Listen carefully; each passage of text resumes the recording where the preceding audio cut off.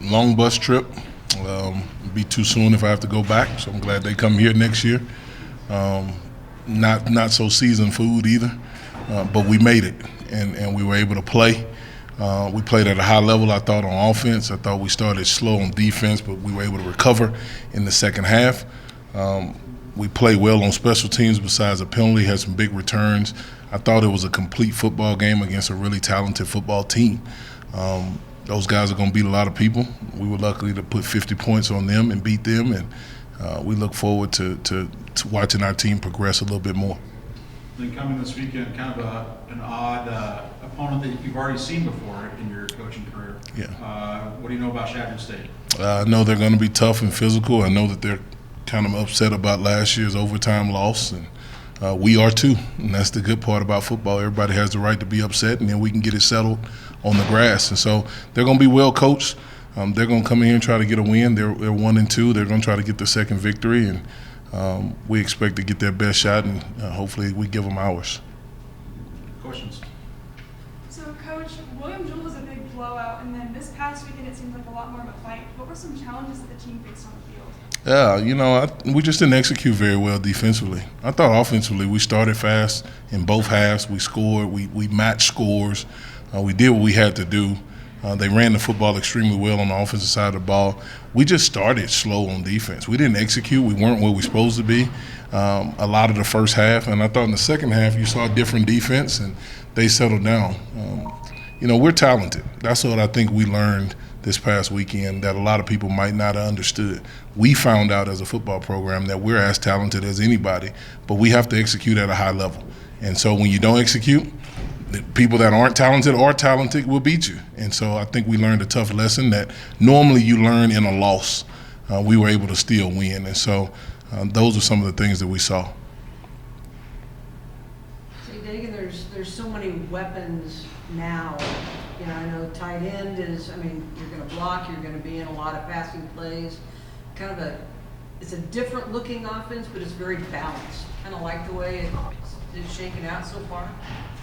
Yeah, definitely. I think the addition of our new OC, Coach Brown, really, and along with our new receivers and weapons, Karsten, Elijah, and all them, I think the entire offense is dangerous, not just a single position. I think we can score from any position, and it's going to be really scary for defenses this year.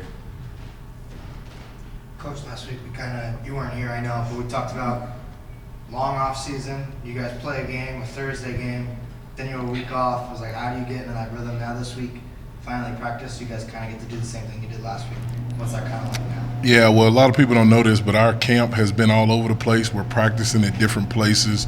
This guy packs his car and goes over to Stoker. Some days he walks outside and go to the track. We've been off kilter our whole time together. And so I think it's our norm kind of now to be off kilter. The good thing about having a bye week 2 after a game is you treat the first game like an extension of camp. And so you actually have a long camp, and then you get into the conference season, which was 9 games at the time before last week, and that's really your season. And you're able to make any adjustments during the bye week. And I thought we did that as coaches. Our offensive and defensive staff, we were able to get some personnel back. So that bye week, as much as we didn't like it, it helped us. And I think now that we're finally in some type of a rhythm, it should continue to help us. You didn't tell Coach about the trip to Highlands? You've been on that trip before. He left that out. Nobody warned me. So. I was going to say, there's plenty of guys that have been down there, and it's like, okay, I was trying to tell them, well, there's this and this and this, and that's about it. But it should be your last trip there, isn't it? Yeah. You're done with it now, so. Yeah, I don't have to go back there. Yeah. Hopefully never. Did it kind of feel like one of those things where it's almost a track meet at times in that game last weekend? Yeah, there were definitely times where I think our offense was just being very efficient that game, and it really felt to us that they couldn't stop us. So it was, if we want to do this, we'll do this, and it definitely was at times just a track meet and try to see who could score faster. And till that second half when our defense stepped up, and then we just we kept running away with it, but they didn't. I just say, it's one of those offenses, you kind of, from the first game to now, can you kind of tell the improvements you made with timing? You know, Karst is on the same page with people now. and- Absolutely. I think we got the first game jitters out of the way. We're able to work on things that we saw in the first game and came out a little hotter the second game, and hopefully to keep going up from there. I don't expect to slow down. Yeah, I mean, it looked like, that first game, everybody was just a little too excited for a while, and it looked like, especially on the offensive side last weekend, Karst was very much calm and hitting his targets, and, you're gonna miss a couple, but you gotta like the way it's starting to turn. Yeah, we looked at the first game. We said we started slow, and we said that we were going to go and address some things that we do in practice to help us start faster. It looked like those things helped us. It looked like the players settled down. There was so much new in week one, and then you don't know who you're playing. And so it's kind of what we learned this past weekend is that we have a real balanced football team. Days where we're struggling offensively to get going, we can stop people. Days where we're struggling to stop people, we can match scores until we get a stop. I think that's what we complement each other really well. And the kicking game has been really outstanding besides the few penalties that we've had. And so we learned a lot about our football team in the last 150 plays that we've played against somebody else, and look to continue to grow from that. Defensively, is there something you kind of saw that made? Yeah, guys didn't do what they were supposed to do. There's no secret. One thing we say around here defensively, nobody bows up and just runs over another human being. Nobody is just so fast to where they just outrun guys. Normally it's a guy, they catch you doing something that you're not supposed to be doing, and a good player can find it.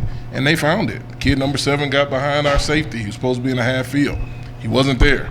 And so it became backyard football, or after Thanksgiving dinner football, where you go to the Cadillac and make a right, and I'll throw it up and put it there. That's what happened.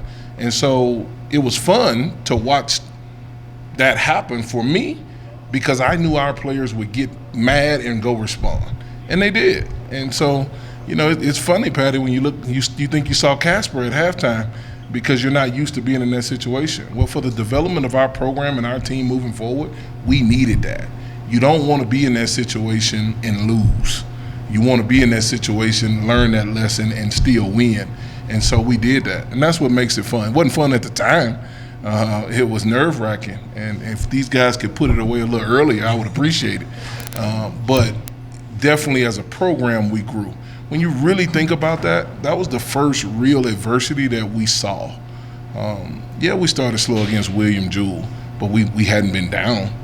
We started slow a year ago against Chadron, but we weren't down. We actually held Chadron 7-0 to the end of the game. So those were that was the real adversity that this team has saw, and we responded. And I think it's a credit to our players, our captains, our leaders, our off-season program. Those guys really responded to that, and for me as the head coach, it was fun to watch. Yeah, you can kind of tell the change in just the attitude of the defense in the second half. Yeah. And could you kind of see that on the sideline when defense is out there? It was almost like they just completely flipped. Yeah. Just get us the ball and let's go out and have some fun. Exactly. I wasn't nervous going into halftime. I wish we were up there in Las Vegas, so they separated our offense and defense at halftime. But I wish I would have been able to hear what was kind of going on in that other locker room. But I was never nervous. I knew at halftime they'd get some adjustments and come out and do exactly what they did and hold a good football team to 7 points in the second half.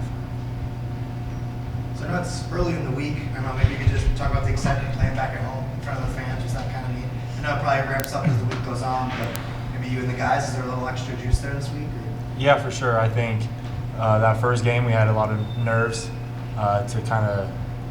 we hadn't played in I don't know how many months and days.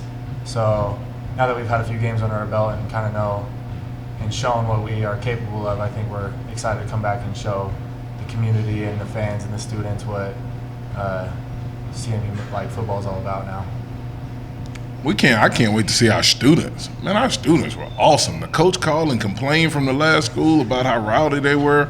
I think that was awesome, man. So I can't. These guys can't wait to play. I can't wait to see our student section get rowdy and tear up the stands, and maybe we can get them renovated faster if we just go over there and tear them all up. And so we'll push the city a little bit, but.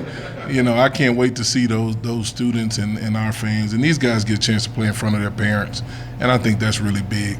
Dagan's local. His family can come to the game. They came to Highlands, New Mexico, or Las Vegas, New Mexico. And so for them to be able to make a short trip, I think that's special for him and for a lot of our kids. You see how much your niece is growing? Yeah, growing every day. Yeah. You feeling better now? I mean, you had a rough go of it last year, and you got hurt and sick and everything else. Yeah. And finally feeling like yourself again. Yeah, these last 2 games have been a lot better than the one last year that I got to play in. Not as much bruising, no hospital visits, so that's a relief, especially to my mom and my dad. But no, I'm feeling a lot better, and then feel good about the team. I'm ready to go out there this weekend and hope to make it through another game feeling good. It's always the plan. Question of the week. All right. Other than football, favorite professional athlete, coach can be athlete or coach. Other than football, Other than football. Jeff Bagwell, Houston Astros. The 2 days I played baseball, I really tried to swing it like Jeff Bagwell. It didn't work out, so I became a football player, now coach. But Jeff Bagwell was my guy. Back in high school, I was actually far more into basketball than I was football, so I'd have to say my favorite athlete was probably, I don't know, it was either between Michael Jordan or Larry Bird. My dad was a basketball coach, so he got me cultured on all the 80s basketball. He probably didn't 90s get basketball stars. the Jordan versus Bird on Nintendo. This guy probably came. He was born with Super Nintendo was around.